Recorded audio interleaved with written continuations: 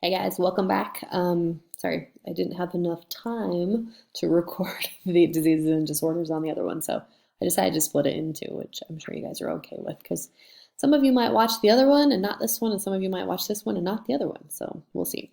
Anyways, so we're going to get into the diseases and disorders of the reproductive system. There's a few things that we're going to go over. So let's go through this. So first disease and disorder is the premenstrual syndrome, or PMS. You guys have probably heard of this.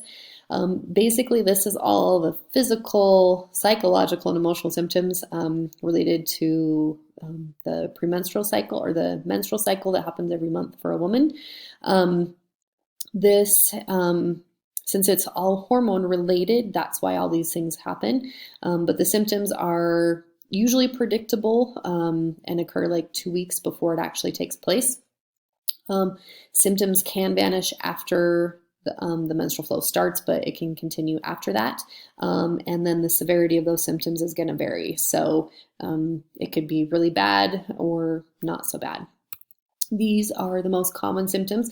Not all of these happen, and not all of them happen in a severe manner. Some of them are a little bit less severe. But you can have abdominal bloating, cramping, breast tenderness, itching of the breast, stress, anxiety, depression, irritability, acne, sleep problems, headache, fatigue, joint and muscle pain, appetites for changes, food cravings, all those different types of things. So again, they aren't necessarily severe in every case. Some of them are more severe with certain women, but it all depends on how the hormones are interacting with the body. Treatment includes aerobic exercise. So if you have any of these symptoms, you can do exercise. Reducing caffeine, sugar, and sodium actually helps, because all of those are going to impact the way that your system is working. You can increase your fiber, get more sleep. Some do have to take hormones to kind of balance out the symptoms of this. Oh, excuse me, or take anti-inflammatories, which will help with like the bloating and cramping and things. The next disease for the female reproductive system is endometriosis. So this is where the endometrium, so remember endometrium was the inside layer. This is actually on the outside of the uterus. And this usually happens because the blood from the menstrual cycle actually doesn't go down, it actually backflows, so it actually goes the opposite direction it needs to. This is the symptoms of this, it's very painful. With endometriosis, this actually leads to infertility because there's nowhere, the endometrium, the fertilized egg can't attach to it. Usually somebody that has endometriosis is going to control this by birth control pills. And sometimes they will do a hysterectomy. A hysterectomy is basically removing the entire uterus. So they could do that or remove just certain parts of the organ, but there's no cure for this. And again, it's usually people with endometriosis will never be able to have kids naturally. Breast cancer. I would know this fact right here. I can guarantee you that's on the test. But it is second to lung cancer for the leading cause of death in women. So lung cancer is going to be first for women, and then breast cancer is going to be second. So it can also occur in men.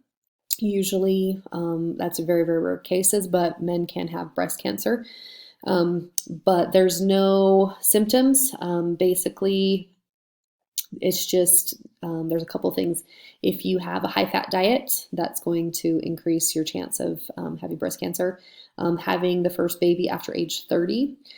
Genetics. So if your mom ends up with breast cancer, you could have a good chance of getting it yourself. And then exposure to radiation. So any type of radiation can actually cause some type of cancer. So this could be one of those times. The way they find this is routine self breast exams or mammograms.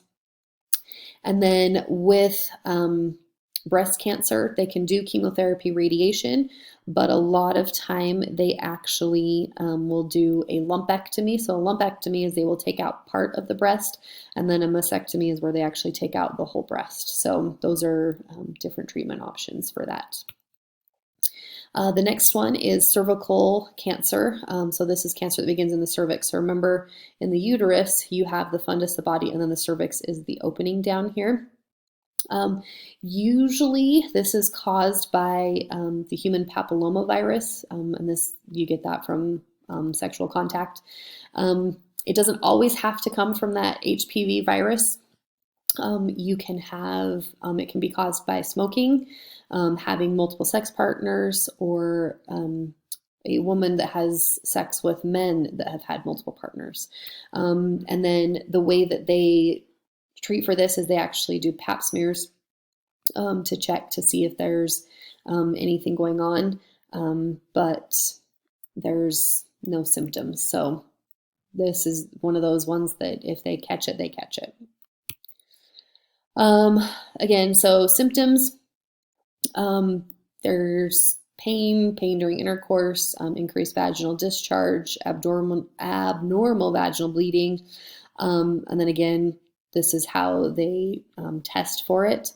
And then treatment, surgery, radiation, and then chemotherapy. Okay, now getting into the diseases for the male reproductive system. So the benign prostatic hypertrophy, I know, a lot of fun words there. Basically, this is just the abnormal growth of the prostate cells. So remember, this is the bladder, and then the prostate is below it, and this would be the urethra, so it surrounds that. This is an enlarged prostate. So you have an abnormal growth of those cells, which is going to make it larger. This one is not cancerous, so benign means not cancerous. But basically, it interferes with the normal flow of urine, so it's really hard to go to the bathroom. Cause, age, there's not anything that like radiation or anything that causes this one. And then treatment is going to be medications or a surgery. Then you have testicular cancer. So about 7,500 men in the US are diagnosed with this every year. It is most often occurring in men ages 15 to 39.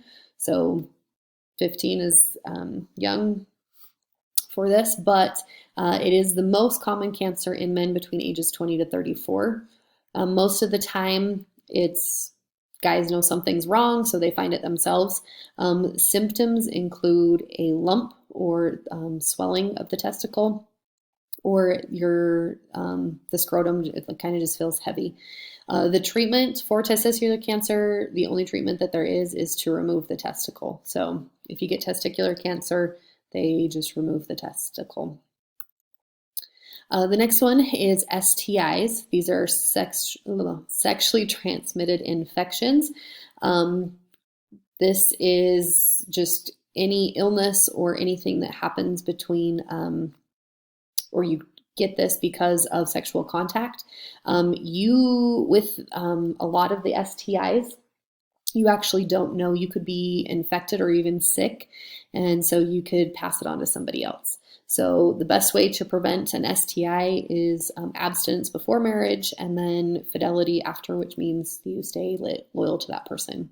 Most of these are treated with medication. It all depends on what the disease or the infection is. Okay, careers. There's a few of these we're going to talk about. So a geneticist, this is a person who looks at your genetics. So they're going to look to see your kind of like the history in your family, if there's any risk for anything, and then they will actually confer with patients to say, hey, with your genetics, you're probably going to have this likelihood that your child could have this. So they're going to look at your genes and mutations and things.